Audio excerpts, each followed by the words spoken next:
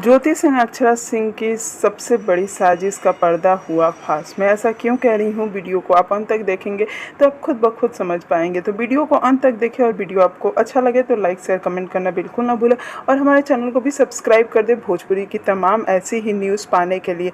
जी हाँ, आप सभी को बता दूँ कि पवन सिंह जी और अक्षरा सिंह जी का विवाद के बाद से ही एक बहुत बड़ी, जी हाँ, एक बहुत बड़ी अपडेट ये सामने आ रही थी कि ज्योति सिंह का तलाक होने वाला है।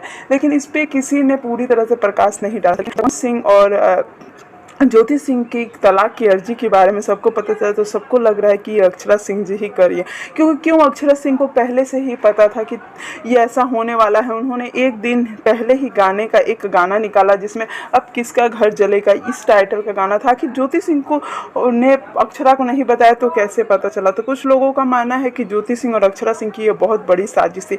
अब ये हमें तो नहीं पता है कि मामला पूरा क्या था, लेकिन आपको बता दूं कि इसी बात को लेकर पवन सिंह के फैंस काफ़ी ज़्यादा नाराज है और लगातार ऐसे पोस्ट सामने आ रहे हैं। अब ये देखना है कि इस पे पवन सिंह जी या ज्योति सिंह कुछ रिएक्ट करती हैं नहीं। वीडियो आपको कैसा लगा हमें कमेंट में ज़रूर बताएं और हमारे चैनल को ऐसे ही प्यार देते रहे और हमारे चैनल को सब्सक्राइब करना ना भूलें।